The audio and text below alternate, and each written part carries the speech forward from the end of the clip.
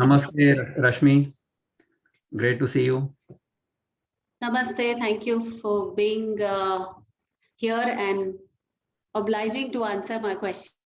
So you had a question. So what was that question? Actually, today I was having a session with a corporate, and somebody after the session said that, I was using the word called drishta, the observer or the seer. So, bolta bolta, I just said, in our mythological texts, the word drishta. So he took objection to the fact that I used mythological text as a word. And then there was an argument about it, not like a heated argument, but he was expressing his opinions that we should not use mythology for our texts.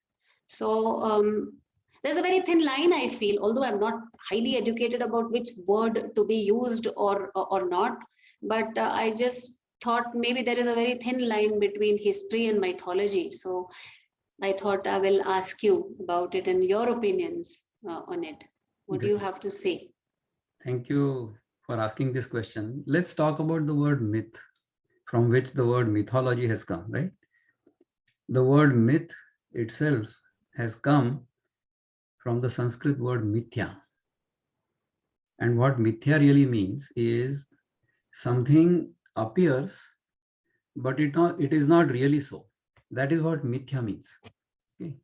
The way Adi Shankaracharya has defined the word mithya, mithya means it appears, but it is not real. Examples would be the sky appears to be blue.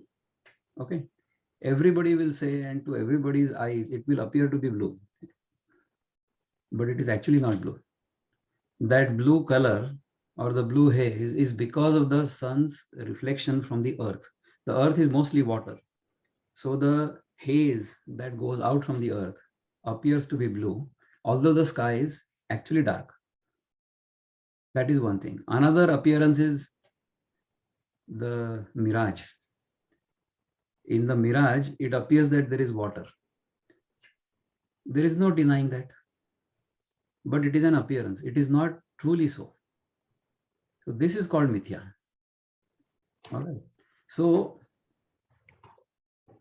the way Shankaracharya defined the world, or defined anything and everything we consider to be apart from ourselves as mithya, means it is an appearance, but it is not true. I'll give you our example of right now. Our example of right now. Okay. It appears that I'm talking to you. That is the experience. You have the experience that I'm talking to you, and I have the experience that you are talking to me. How is this entire experience being interpreted by each one of us? Okay. So the experience we are having is not that I'm talking to you. The actual experience we are having is, or actual experience you are having is, there are two kinds of experiences you are having. Number one experience is you are having through your eyes. Through your eyes, you are seeing a shape on the screen, and within that shape, you are seeing some colors. So all your vision center is experiencing is some sensation of shape and colors. That's all your vision center is experiencing. Your audio center in the brain is experiencing some sounds. All right. So all you are experiencing is sounds, shape, and color. To that experience, you are superimposing English language and Vikram-ness. That is how the world is not exactly the way it appears to us. Or the world will appear to us the way it appears, but to that appearance or to that sensation, to that vritti in our mind, we superimpose something. All right. So it is not really appearing to us the way it is. That is called mithya. So mithya is an appearance, but to that appearance, we call something. So the classic example in Vedanta is you are walking home in the evening and the light is not adequate and you trip on a rope and you think that this is a snake. So what you have done is you have experienced something And to that experience, you have interpreted in a different manner. All right. So you are thinking all the time that there is a snake, there is a snake, there is a snake. So you go inside the house, you get a torch and a stick to kill the snake, right? Then in that bright light, you look at the so-called snake. Then you see that there is a rope. All right. So where did the snake disappear? The snake never was. You had imagined it to be a snake, whereas it was always a rope. And once you have understood that it is a rope, will you try to kill the snake with the stick?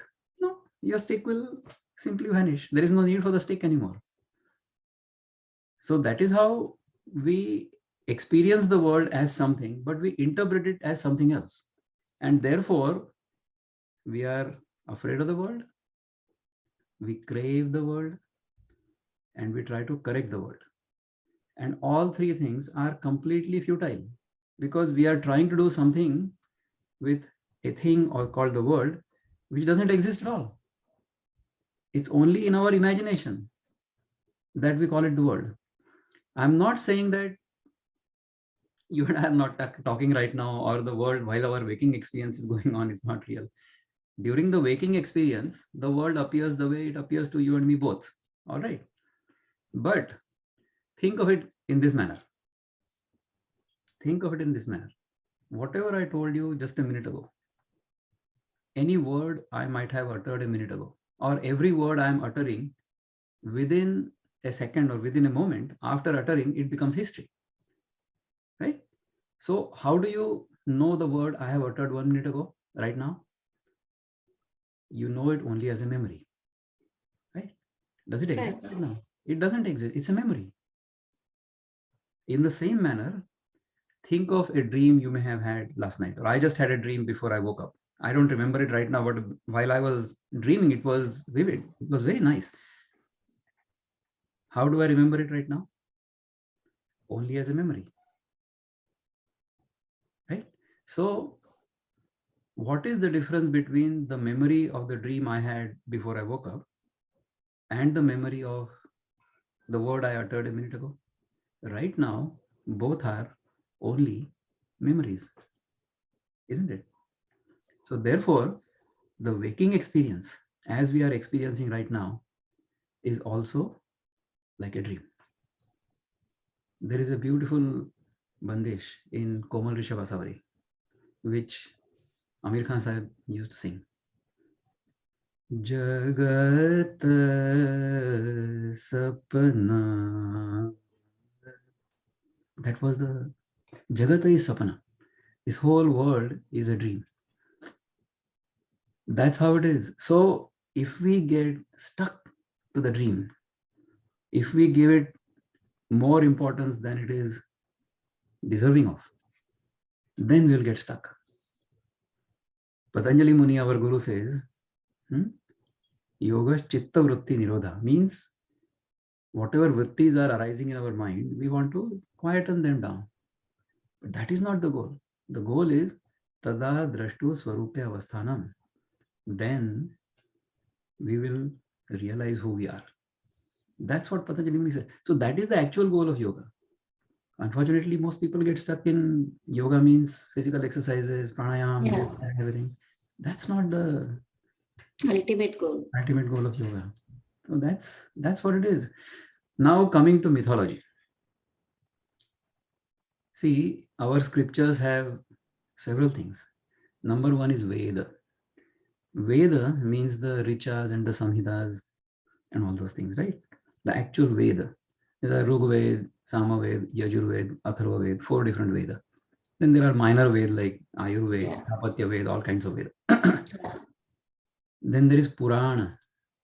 Yeah. The Purana, there will be stories of different kings and devotees. So those are mythologies, right? You would call them as mythological, because those are stories which have not been proved. So what's the harm in saying mythological text? I didn't understand this. So I would want to know that, That is why that objection? No, I'll come to the mythology. See, I don't know with what objection like that.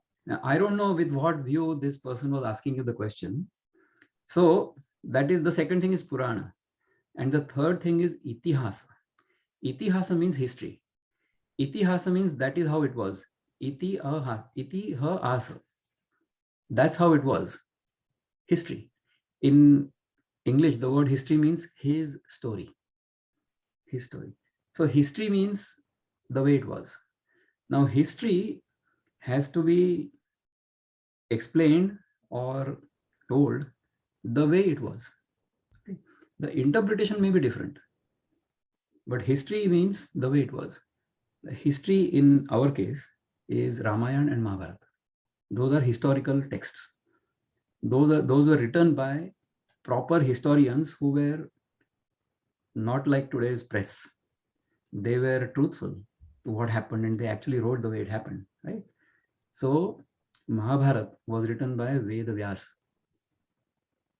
and Ramayana, the way we learn it right now, was originally written by Valmiki. These were historians. They wrote those things the way they actually saw. So these are historical texts. Ramayana and Mahabharata are not mythology. They are history of this country, of Bharat. All right. So we have Ved, Puran, and Itihas. And then there are commentaries by masters, self-realized masters. So there will be Brahma Sutra. There will be all kinds of commentaries written by masters like Shankaracharya, Ramanujacharya, Madhvacharya. All of these people have written extensive commentaries.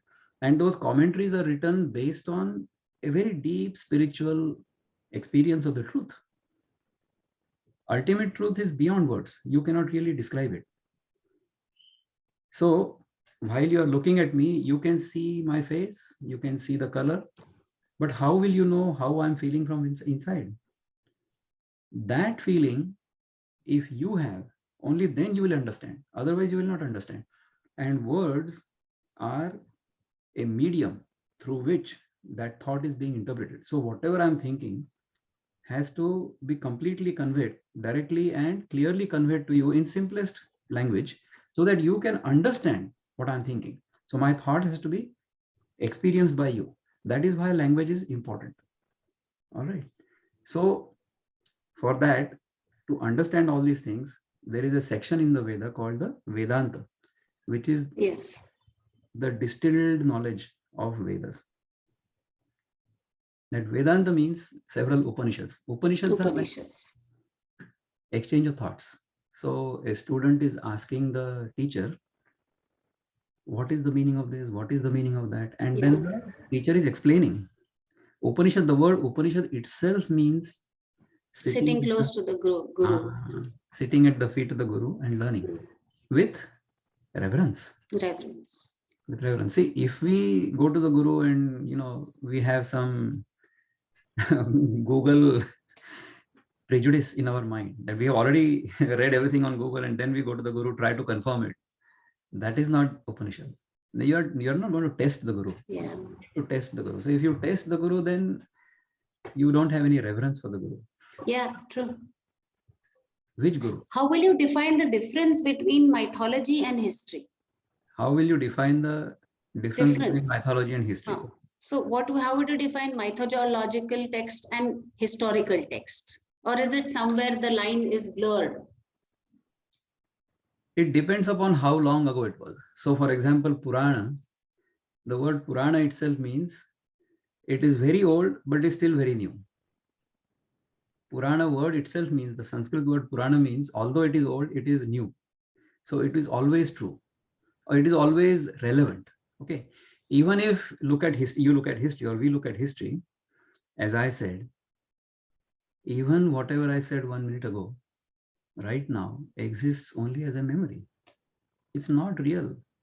It's in the past already. In the past. So all the history we have read, during the waking experience, certain things might happen. And of course, to those experiences, we give the status of a greater or a higher reality than those experiences that we experience in our dream. That is fine. I mean, dream is at a different level of reality and waking experience is at a different level of reality. But there is another level of reality beyond this, from which even the waking experience is like a dream. See, when in the dream, if a tiger is chasing me, then I run, I run, I run. When the tiger pounces on me, then I wake up, right? When I wake up, I realize that my heart is pounding faster and I'm sweating. But I'm awake now, right? Then when I am awake, I know that the tiger was in the dream. Then I say, oh, that was a dream. But during the dream, that dream seemed very real. That is why I'm sweating. That is why my heart is pounding, isn't it?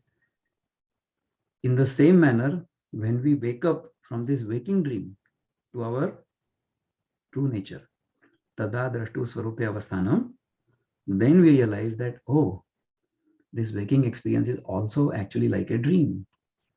So even though in the waking experience we have Ved, Puran, Itihasa, those are supposed to tell us something. All of these things are supposed to tell us how to live. So the Itihas, the Ramayana and the Mahabharata, these two Itihasa Grantha will tell us how should we live. How should we live in this world today? These are timeless texts. That is why they are so popular even now. Even though, you see, according to the time scale, in the books I have read, in the Bhagavad Puran, they say that time is like a cycle. Right? There are 4 different cycles or yugas, they call it. Satya Yuga, Treta Yuga, Dwapara Yuga, and Kali Yuga. So we are currently in the Kali Yuga. Kali Yuga is supposed to be 432,000 years long, human years. So each day, then 360 days around, day and night is defined as the time it takes for the earth to go around itself. That is how we define time, right? Time is also a myth. Time is also a myth. Look at our own yogic test. When you go into samadhi, you lose the sense of time, right? Isn't it? So when you go into a deep state of samadhi, you will lose the sense of time. Even if you go into a deep sleep, you will lose the sense of time. Time appears only when we wake up and we identify ourselves with the body. That is when time starts. So time and space, both are within what is called as Maya. Maya is Mithya.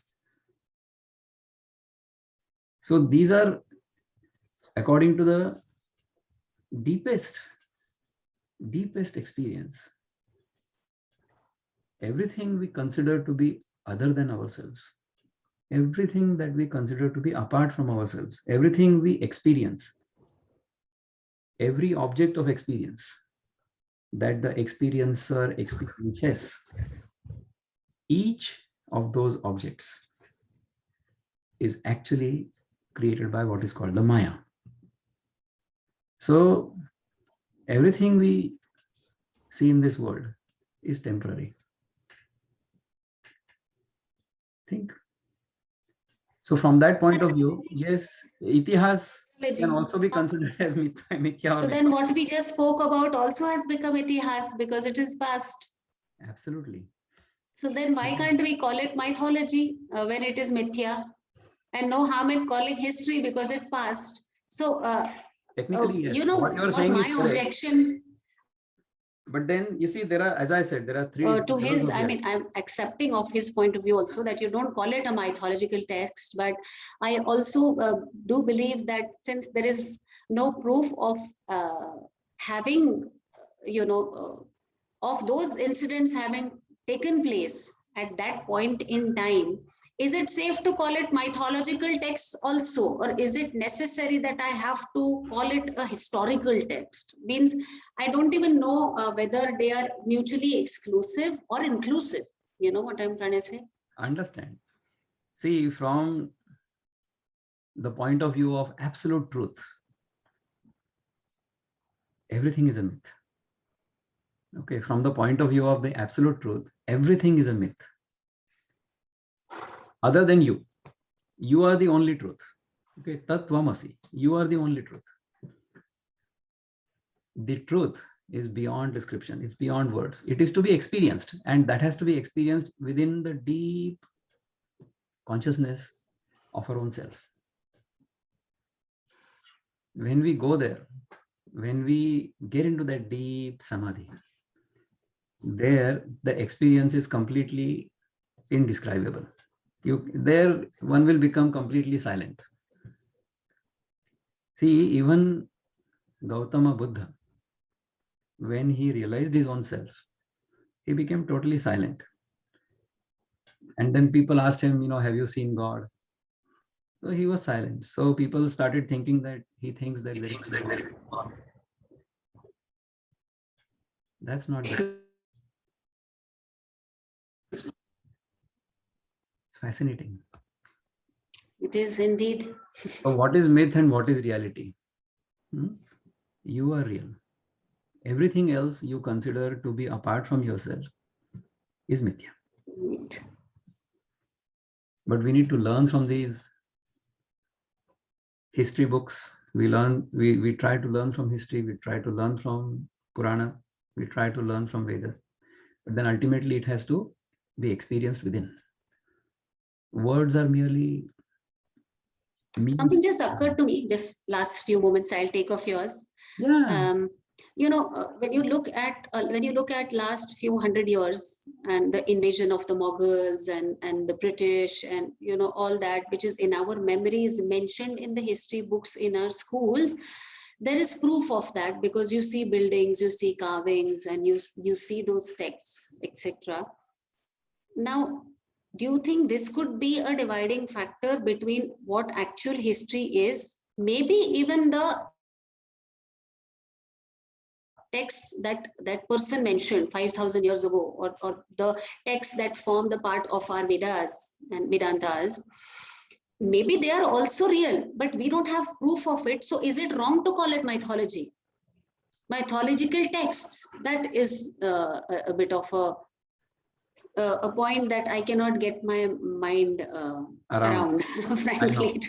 See, what happens is, in the waking experiences, whatever things happen, if those things are truthfully noted down and handed down, then it is good. Otherwise, even facts can be twisted, no? See, what happens is, even if you see something, but if you interpret it completely differently, then the same apparent truth can become different. So I'll give you a small example, then it will be very clear. So you see somebody having a knife in his hand and he's cutting open somebody's stomach. Okay, this is the vision, this is the visual. Okay, so you see some man having a knife in the hand and cutting open somebody's stomach. I will tell you that 999 times out of 1,000, or I would say 999,999 times out of 1 million, this will be somebody trying to save somebody's life, like a surgeon trying to open up the stomach and saving somebody's life. 1 in a million would be trying to kill, right?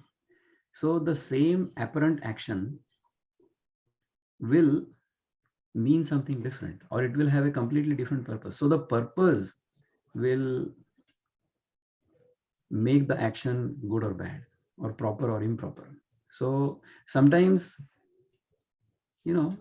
we have to undertake certain actions, like in yoga, you teach us yoga and then you make us twist our body to some extent where it is painful. And then you say, no, that pain is good for you. Right? But then if you do it in excess, or if it is involuntary, it will be called torture. But we are doing that. You have to know exactly the difference between where to stop until where to go. There's a thin line over there. I understand. No, but then we are voluntarily subjecting our bodies to this kind of so-called torture, right? So when it is voluntary, I would call it. So when it is voluntary, when it is voluntary, then it is not a torture. Then you are using it as an exercise. Correct. So depends upon what your attitude towards what you do is. Intent matters a lot. Intent matters. Also. Intent matters. So when you are disciplining your child, or when you slap your child, is that violence? No. Not at all. That's the intention. What matters. So I will tell you the reason we have these stories. Okay. the way the Puran, the Itihas, what is the purpose of these texts? The purpose of these texts is ultimately to realize who we are.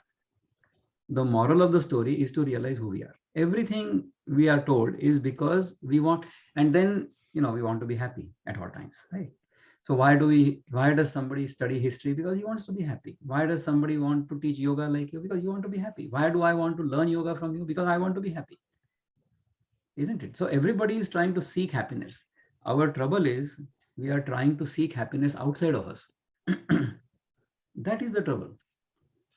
The moral of all of these stories is to try to realize that that happiness or that joy or that bliss is our own essential nature. Tada drashtu swarupa. It is within us. It's not outside. As long as we are seeking it outside, we are going in the wrong direction. So we have to turn that direction around. That is the dharana. Dharana is turning the direction inward. So once we are going inward, then we have come to the seventh step, or sixth step of you. Then the seventh is dhyana, and then eighth is samadhi. Right.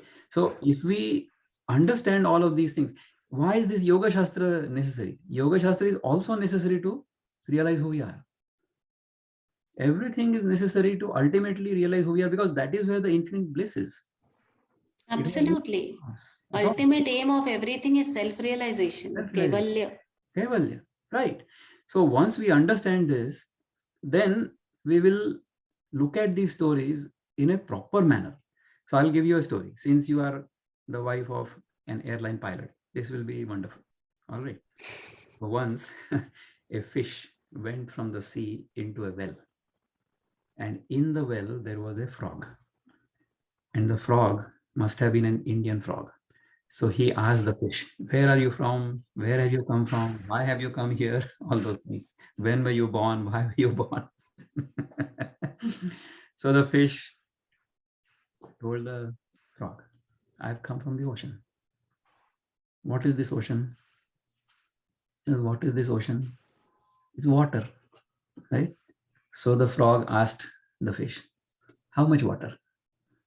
Now, how is the fish going to answer that question? So the frog said, this much water. Imagine the frog, so tiny, and his hands are tiny, and his fingers are even tinier. And then he says, this much water.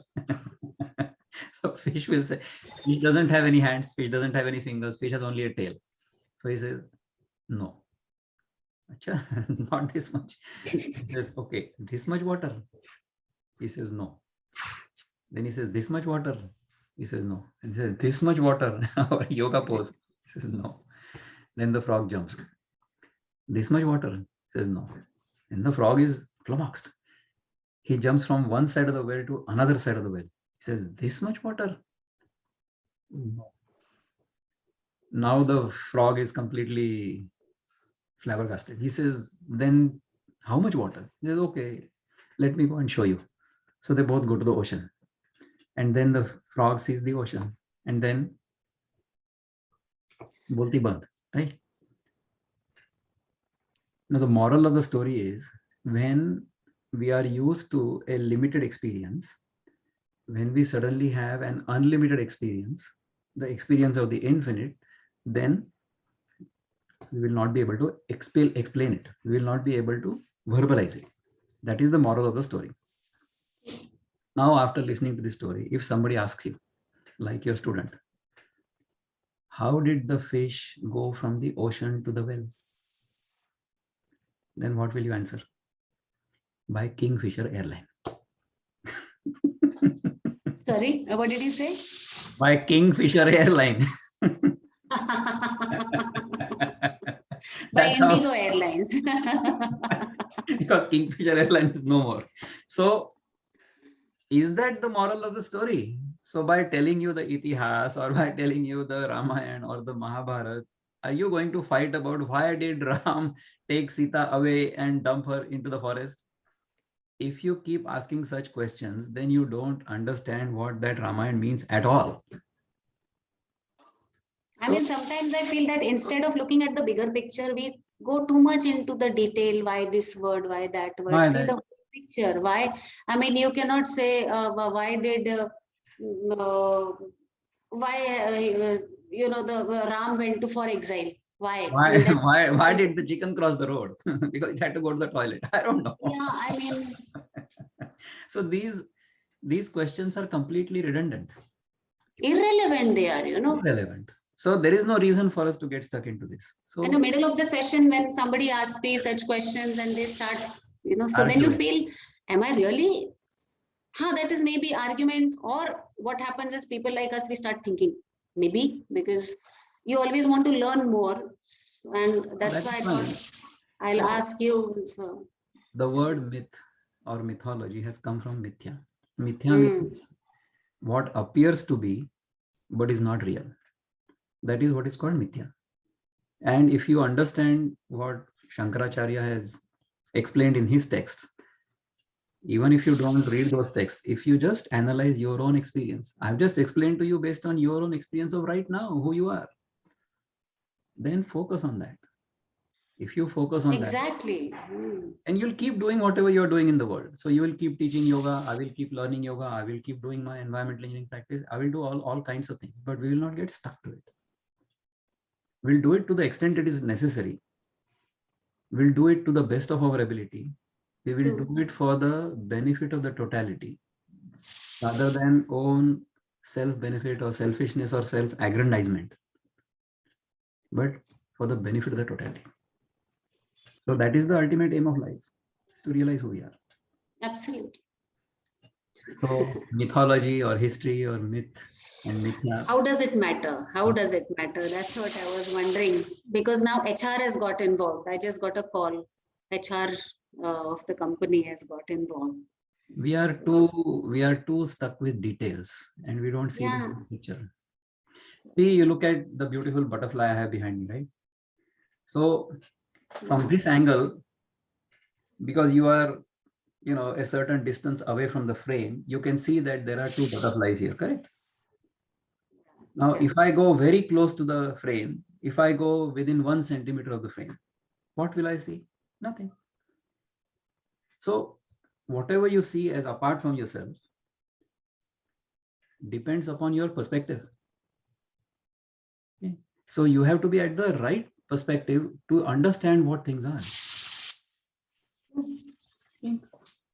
So instead of enjoying a session, if somebody decides that they have objection about a certain word, it is left up to them, I guess, Correct. at the end.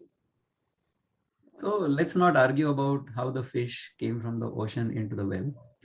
Let's try to I wish I understand. could explain like this to that gentleman like you. So anyway, wonderful. Thank you, Rashmi, for asking this story or asking me this question so I could. No worries, just wanted your inputs. I'm always delighted to speak with you. Thank you so much.